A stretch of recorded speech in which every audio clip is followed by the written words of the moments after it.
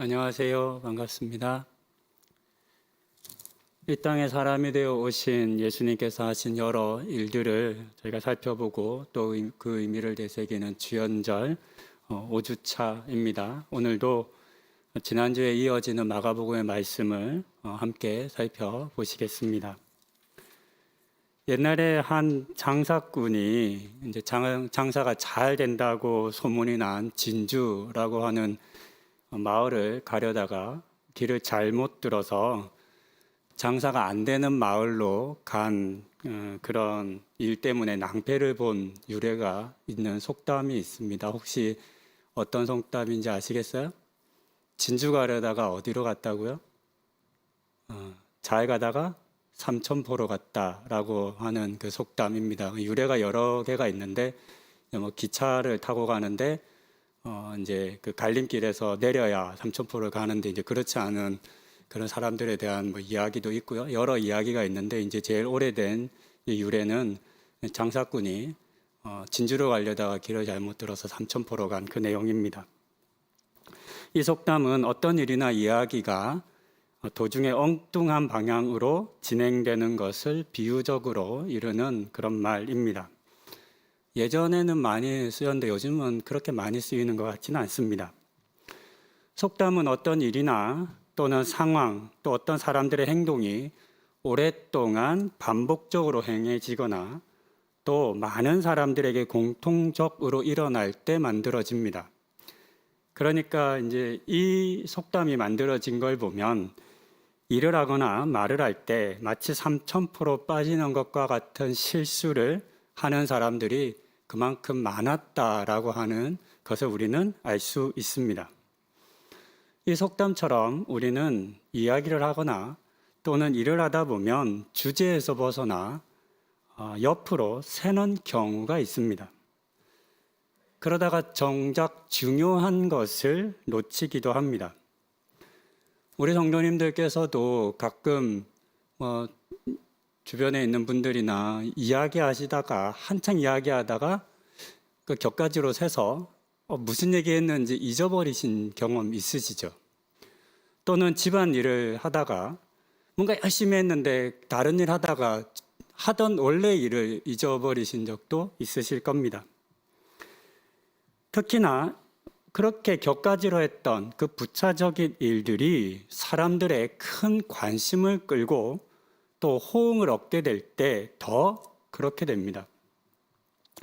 오늘 제가 함께 읽었던 본문 속 상황도 저는 그런 위기의 순간이라 여겨졌습니다. 예수님 주변에 많은 사람들이 모여 있음에도 불구하고 그들 중에 하나님 나라를 궁금해한 사람은 없었습니다. 오히려 그들은 병이 낫고 귀신이 떠나는 것에 열광했고 그것 때문에 예수님을 좇기 시작했습니다. 그래서 자칫하면 예수님의 사역은 하나님 나라의 복음을 전하는 사역이 아니라 사람들이 원하고 기대했던 것들, 병을 고치는 것이나 귀신을 내쫓는 것에 국한될 수 있었습니다. 하지만 이런 위기에도 우리 예수님께서는 자신이 무엇을 위해 이 땅에 오셨는지를 잊지 않으셨습니다. 삼천포로 빠지지 않으시고 끝까지 자신의 사역에 집중하셨습니다.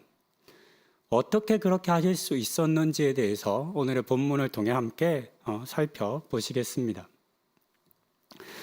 회당에서 말씀을 가르치시고 또 귀신 들렸던 사람을 치료해 주신 이후에 예수님과 그 제자들은 시몬과 안드레의 집으로 갔습니다. 그때 그곳에는 열병을 앓고 있었던 시몬의 장모가 있었습니다. 그녀가 아프다는 이야기를 들은 예수님께서는 지체 없이 그녀를 치료해 주셨습니다. 그때 예수님께서 장모를 고쳐주시는 모습을 보았던 누군가가 있었던 것 같은데 그 사람이 그 일을 마을의 사람들에게 전했습니다. 누군가가 말을 했기 때문에 마을 사람들이 알고 예수님을 찾아왔을 겁니다. 그러자 마을에 있던 모든 병자들이 또 귀신 들린 사람들이 시몬의 집에 왔습니다. 불쑥 찾아왔는데 이 사람들도 예수님께서는 불쌍히 여기셔서 다 치료해 주셨습니다. 그렇게 밤을 보내고 이제 새벽이 되었습니다. 전날 많은 사람들을 치료해 주신 예수님 많이 피곤하셨을 것 같은데 우리가 전날 많은 일 하고 여러 사람들 만나면 피곤하면 다음날 좀 더 자잖아요. 근데 우리 주님께서는 그럼에도 불구하고 이른 새벽에 일어나셨고 집 밖을 나오셨습니다. 그리고 한적한 곳을 찾아가셨고 그곳에서 기도하셨습니다. 새벽 기도를 강조하는 사람들이 중요하게 여기는 본문입니다. 힘들고 지친 하루를 보내셨음에도 불구하고 새벽 일찍 일어나 기도하신 우리 주님의 모습을 우리도 본받아야 한다, 닮아야 한다라고 합니다. 동시에 피곤하다고 또 힘들다라고 하는 핑계로 새벽에 일어나지 않는 사람들을 게으르다거나 또는 간절함이 부족하다라고 꾸짖기도 합니다. 근데 저는 이 본문에서 중요하게 볼 단어는 새벽이 아니라 한적한 곳이라고 생각을 했습니다. 예수님께서 일찍 일어나셔서 기도했다라고 하는 사실보다는 기도하시기 위해서 사람들이 없는 한적한 곳을 찾아가셨다라고 하는 것이 사실 이 본문에서는 훨씬 더 중요합니다. 왜냐하면 지금 이 예수님을 둘러싼 상황 때문입니다. 지난주 보았던 회당에서 예수님께서 말씀을 전하시고 또 그것을 직접 실천하시며 병자를 이제 귀신 들린 사람을 쫓아내신 그 사건이 많은 소문이 났습니다. 그래서 오늘 앞에 있는 본문에 보면 갈릴리 사방으로 그 소문이 퍼졌다라고 성경은 기록합니다.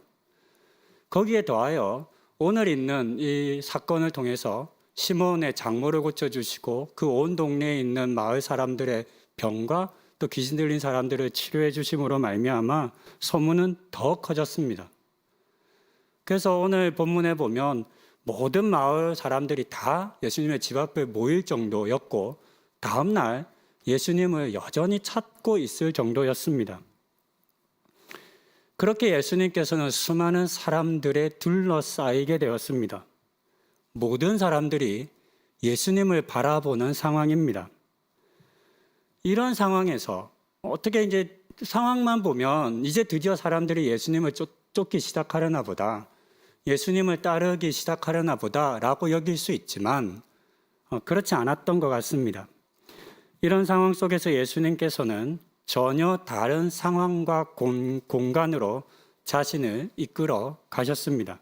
그 장소가 오늘 본문에 기록된 한적한 곳입니다. 본문에서 한적한 곳으로 번역된 이 히브리어 단어는 이미 마가복음 1장에서 여러 번 사용된 단어입니다. 처음 쓴 단어가 아니라 많이 사용되었습니다.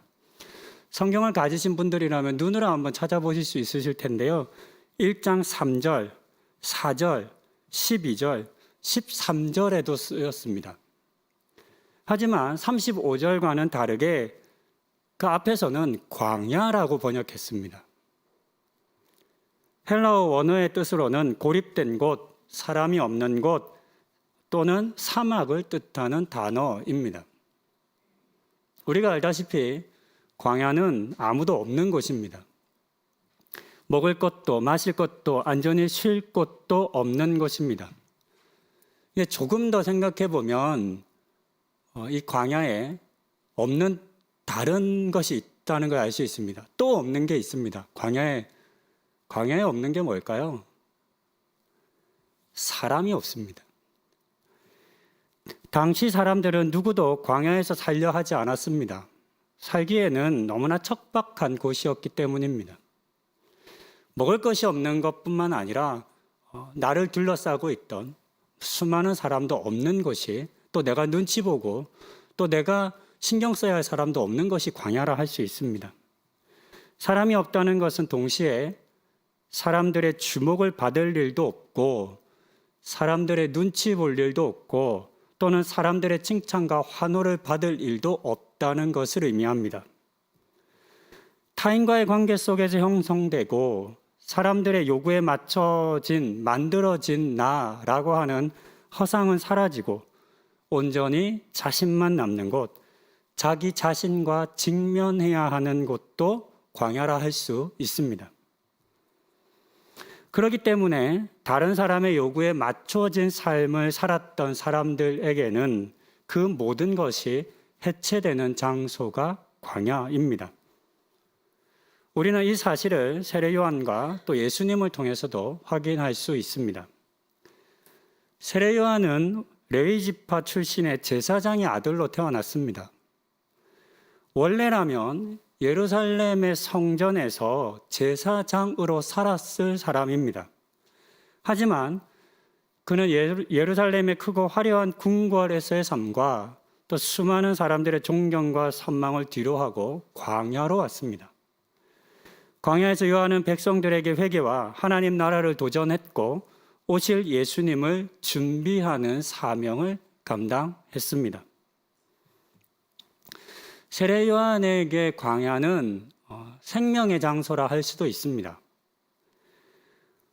당시 예수님께서는 예루살렘에 거하는 유대의 종교 지도자들을 향해서 너희는 회칠한 무덤 같다 라고 말씀하셨습니다. 죽었다라고 하는 의미입니다. 아무것도 의지할 곳 없고 기댈 곳 없는 광야에서 오히려 세례 요한은 복음을 전하는 산 사람으로 살았다는 것을 알 수 있습니다. 예수님도 마찬가지입니다. 1장 12절 이후에 기록된 것처럼 세례를 받으심으로 공생애를 시작하신 예수님께서 처음으로 가신 곳이 광야입니다. 성경은 성령님께서 예수님을 광야로 몰아내셨다라고 기록했습니다. 피할 수 없는 곳, 피해서는 안 되는 곳, 반드시 거쳐야만 하는 곳이라고 하는 의미이겠습니다. 우리가 잘 아는 것처럼 광야로 내몰리신 예수님께서는 40일 동안 머무시며 사단의 시험을 받으셨습니다. 사단의 시험은 예수님으로 하여금 사람들의 주목을 받는 화려하고 멋진 삶을 살아라, 세상과 사람들이 원하는 삶을 살라 하는 것이었습니다.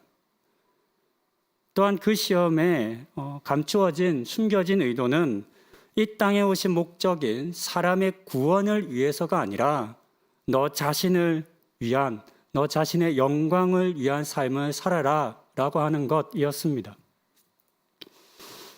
하지만 우리 주님께서는 이 시험의 의미를 잘 아셨습니다. 그리고 이 땅에 오신 당신의 삶의 목적을 잃지 않으셨기 때문에 이 유혹에 빠지지 않고 시험을 잘 이겨내셨습니다. 이처럼 성경 속 광야는 예수님에게 있어서는 실패와 죽음의 장소가 아니라 승리의 장소이고 또 사명이 시작되는 장소였습니다. 다시 오늘의 본문으로 돌아옵니다. 오늘의 본문에서 예수님이 직면한 상황은 이와는 많이 달랐습니다. 모든 마을의 사람들이 예수님을 찾았습니다.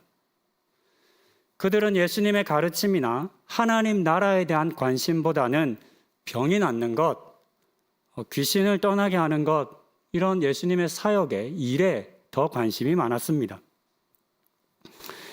성경 여러 곳에 예수님이 말씀하신 가르침과 하나님 나라에 대한 관심보다는 자신들의 목적을 위해 예수님을 따랐던 사람들의 이야기를 우리는 많이 살펴볼 수 있습니다.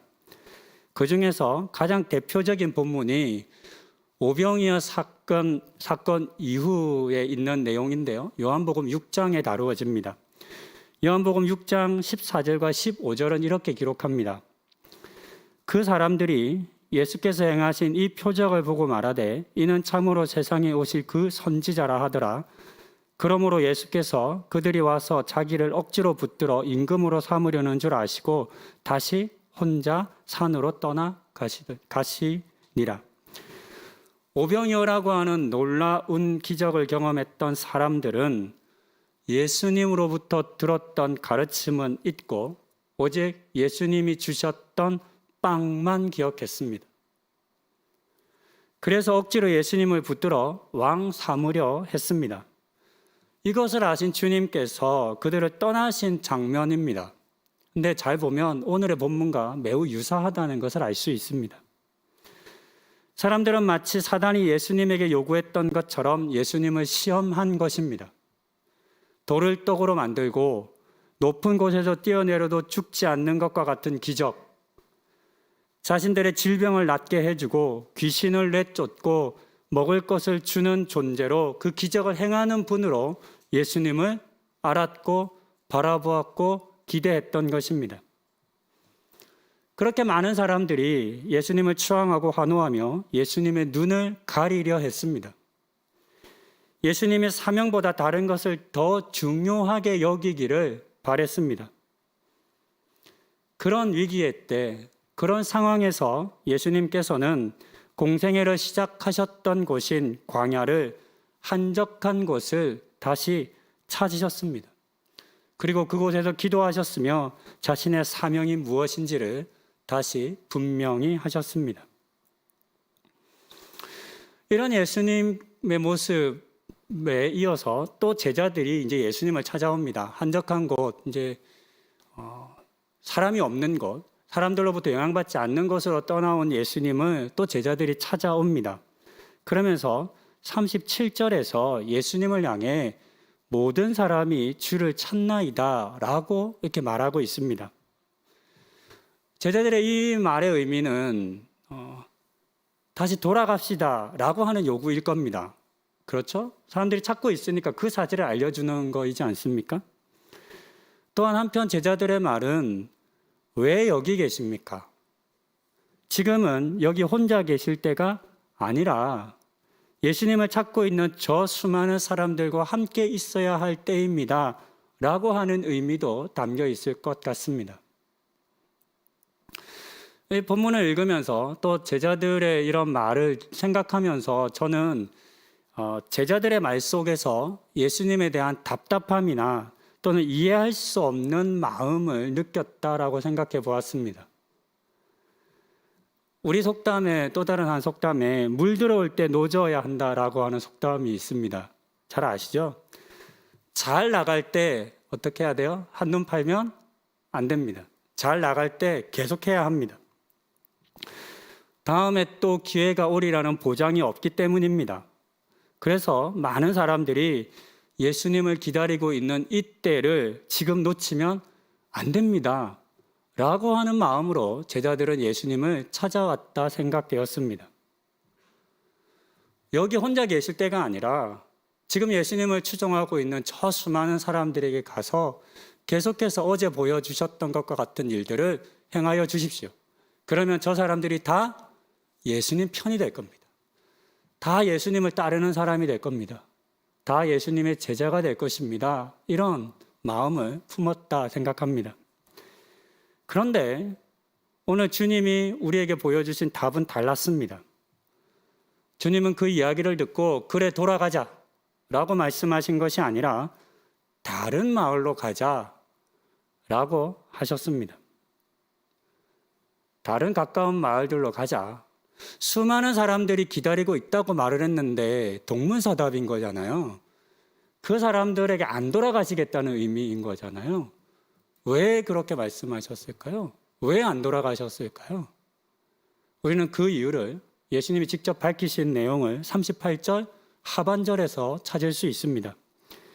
예수님께서는 이렇게 말씀하셨습니다. 거기서도 전도하리니 내가 이를 위하여 왔노라. 예수님이 무엇을 위해 오셨다고요? 전도요. 그러면 여기서 말하는 이 본문이 말하는 전도는 무엇일까요? 하나님 나라의 복음을 전하는 일, 전파하는 일입니다. 이 전도라고 번역된 단어는 1장에서도 많이 사용되었는데 세례 요한이 전파한, 예수님이 전파한 이 전파라고 하는 단어랑 같은 단어입니다. 특히나 이제 14절에 예수님이 본격적으로 사역을 시작하시면서 하나님 나라 복음을 전파했다라고 할 때 쓰여진 단어입니다. 그러니까 전도라고 번역했지만 더 본래 의미로 본다면 하나님 나라의 복음을 전한 것이라 할 수 있겠습니다. 예수님께서 수많은 사람들이 기다리고 있는 그곳으로 돌아가지 않고 다른 마을들로 가자 하신 이유는 하나님 나라의 복음을 전하는 그 일을 위해 예수님이 이 땅에 오셨다라고 하는 사실 때문입니다. 그래서 우리는 예수님이 결코 병자를 치료하기 위한 의사로 또는 귀신을 내쫓는 축기 사역을 위해 오신 것이 아니라고 하는 사실을 이 본문을 통해서 발견해야 합니다.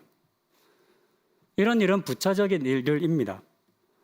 예수님께서 사람들을 불쌍히 여기셨기 때문에 그들을 치료해 주셨습니다. 하지만 이 일이 예수님의 사명은 아니었습니다. 우리는 이 예수님의 모습을 바탕으로 오늘 나는 예수님에게 무엇을 기대하고 있나, 무엇을 바라고 있나 라고 하는 스스로에 대한 질문을 해볼 필요가 있겠습니다. 내가 예수님을 쫓는 이유는 무엇인지 좀 더 솔직해질 필요가 있습니다. 혹 이 땅의 성공과 성취, 건강과 또 장수와 같은 것들을 얻기 위함은 아닐까요? 물론 성경은 부와 명예, 성공과 장수 등을 하나님께서 주신 복이라고 우리에게 소개합니다. 맞습니다. 하지만 이것은 하나님을 향한 우리의 믿음에 딸려오는 것이지 결코 이것이 주가 될 수는 없습니다.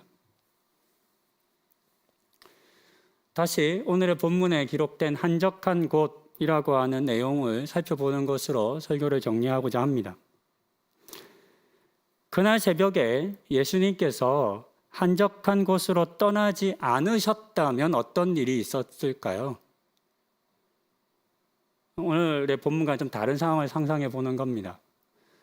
예수님께서 한적한 곳으로 떠나지 않으시고 아침을 시몬의 집에서 맞으셨다면 예수님을 기다리고 있는, 찾고 있는 많은 사람들을 만나셨을 겁니다.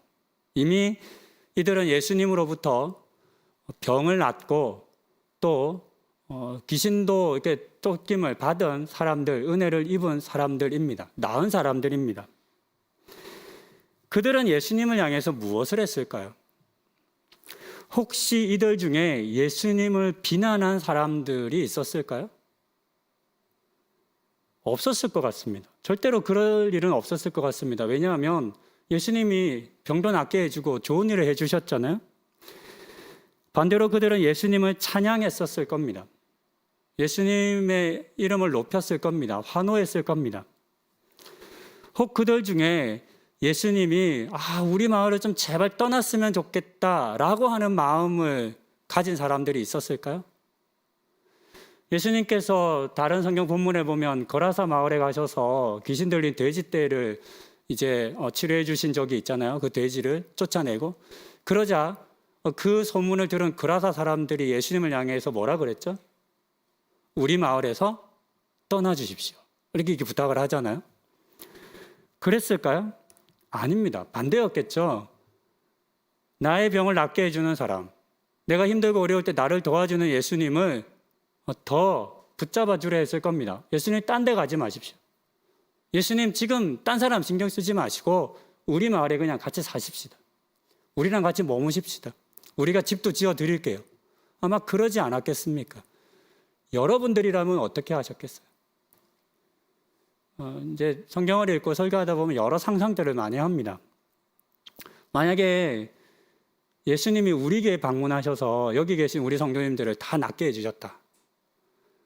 인생의 문제, 삶의 고민들 여기 있는 우리 성도님 다 치유해 주셨다. 그러면 우리 성도님들 예수님에게 이제 안녕히 가시고 다음 주에는 안 뵈도 돼요 하시겠어요? 아니면 다음 주에 또 뵈요 하시겠어요? 다음에 또 뵙자 그러겠죠. 붙잡아 두려 하지 않을 겁니까? 많은 사람의 칭찬을 받고 누군가에게 필요한 존재가 되어서 이렇게 쓸모 있는 사람으로 여겨지는 것은 참 매력적인 일입니다. 여기 있는 저나 또 우리 성도님들 다 마찬가지일 겁니다. 난 네가 참 필요해. 너가 있어도 너무 좋아. 네가 한 일이 최고야. 이런 얘기 들으면 기분 좋잖아요. 또 그런 사람들과 함께 있고 싶으세요? 아니면 너 어떻게 하는 일마다 그러냐? 좀 더 잘해봐라. 이런 사람들하고 함께 있고 싶으세요? 당연히 나를 인정해 주는 사람, 그런 사람과 함께 있고 싶어집니다. 사실 오늘날 우리가 살아가는 현대 사회에서는 나를 인정해주고 칭찬해주고 격려하는 일들을 참 경험하기가 어렵습니다. 그래서 많은 사람들이 그런 인정에 목말라 합니다. 그런데 이 일을 꼭 좋다고만 할 수 없는 것은 자칫하면 이 일이 자신에게 주어진 사명이 아니라 다른 것으로 주목을 받고 또 그것에 붙잡힌 삶을 살도록 요구받을 수 있기 때문입니다. 우리가 오늘 이 본문에서 사람들이 예수님을 찾았던 그 이유를 다시 생각해 본다면 왜 예수님께서 그들 가운데 머물 수 없었는지를 정확히 알 수 있습니다. 이 사람들은 하나님 나라에 대한 관심, 어떻게 하면 하나님 나라를 살고 예수님께서 말씀하신 대로 살 것인가에 관심이 있었던 것이 아닙니다. 그들의 관심은 자신의 병이 낫는 것, 또 귀신이 떠나가는 예수님의 기적에 있었습니다. 요한복음 6장에서도 말씀드린 것처럼 사람들은 예수님의 사명에는 관심이 없었습니다. 그들이 예수님을 붙잡아 왕 삼으려 했던 이유는 오직 자신들의 필요와 목적 때문이었습니다. 내 필요와 내 목적을 위해서 예수님을 붙잡고 예수님을 쫓는 것을 바른 믿음으로 우리는 착각해서는 안 되겠습니다. 이 사실을 예수님은 너무나 잘 아셨기 때문에 그들을 피하신 겁니다. 한편 우리는 예수님이라고 해서 사람들의 요구를 거절하는 것이 쉬웠을 것이다 라고 생각해서는 안 됩니다. 그러니까 오늘 이 본문 속에 예수님께서는 이런 사람들의 많은 환호와 그런 칭찬 앞에서도 본질을 놓치지 않고 떠나셨구나. 예수님이시니까 가능했지. 이렇게 생각하지 않았으면 좋겠습니다. 우리와 같은 사람이 되어 오신 예수님께서도 우리의 연약함과 마찬가지로 사람들의 환호와 추종은 큰 유혹이 되었을 겁니다. 그래서 어쩌면 예수님께서는 그때마다 사람들이 없는 한적한 곳으로 또 산으로 가신 것 아닐까요? 공생애를 시작하시며 광야에서 시험받으며 마음을 정하셨던 것처럼 사람들에게는 광야가 죽음의 장소이지만 예수님에게서는 그곳이 사명의 시작, 하나님으로부터 부르심을 받고 사역을 시작하신 첫 마음, 첫 사역의 시작의 장소이지 않습니까? 그래서 다시금 사명을 확인하고 새롭게 해야 하기 때문에 마치 그런 마음으로 사람이 없는 한적한 곳을 찾으셨을 것 같습니다. 그만큼 떨쳐내기 어려운 유혹, 거절하기 힘든 어려운 일이라는 반증이겠습니다. 예수님에게도 한적한 곳이 필요했다라고 우리가 이제 만약 인정한다면 이 일이 예수님조차도 힘든 일이어서 한적한 곳이 필요하셨겠구나. 그래서 그곳에서 기도하신 이후에 예수님은 다시금 본인이 주어진 사명을 붙잡고 나가셨다 우리가 생각한다면 우리는 어떨까요? 우리는 알게 모르게 많은 사람들의 다양한 요구와 바램, 때로는 강요에 둘러싸여 살아갑니다. 사명을 잃고 다른 사람이나 사회의 요구에 따라 때로는 주어진 상황과 여건에 휩쓸려 살아가기도 합니다. 그런 우리를 향해서 오늘의 본문 속 예수님께서 너희에게도 한적한 것이 필요하다라고 하는 사실을 말씀해 주시는 것만 같습니다. 앞서 광야를 설명하며 광야는 타인과의 관계 속에서 형성되고 사람들의 요구에 만들어진 나라고 하는 허상은 사라지고 온전히 자신만 남는 곳, 자기 자신과 직면해야 하는 곳이라 말씀드렸습니다. 우리 성도님들에게 이런 장소가 필요하지는 않으신지요? 물론 이 광야가 어떤 공간적인 곳을 의미하는 것만은 아닐 겁니다. 예수님께서 시몬의 집에 머물 때 진짜로 멀리 있는 광야를 찾아가신 것은 아닐 겁니다. 여기서는 조금 더 비유적인 의미입니다. 앞서 말씀드린 것처럼 사람이 없는 것을 의미합니다. 나에게 영향을 주는, 또는 그 사람들이 나에게 긍정적이든 부정적이든 영향을 미치는 사람들로부터 떨어진 것을 의미합니다. 오늘 우리가 살아가면서 얼마나 많은 사람들과 접촉하며 영향을 받으며 살아갑니까? 긍정적인 영향을 주는 사람도 있습니다. 오늘 본문처럼 예수님을 추앙하고 추종한 사람들이죠. 그러나 때로는 이것이 우리를 사명으로부터 멀어지게 합니다. 반대로 부정적인 영향을 주는 사람들도 있습니다. 비난하고 책망하고 꾸짖고, 내가 한 작은 성공과 성취를 만족하지 못하고 계속 자존심을 이렇게 무너뜨리는 그런 사람들도 있을 겁니다. 긍정적이든 부정적이든 우리는 사람들에 의해서 만들어져 가고 있는 나, 포장하고 있는 나에 대해서 그것이 진짜 나인 줄 착각하는 경우가 참 많습니다.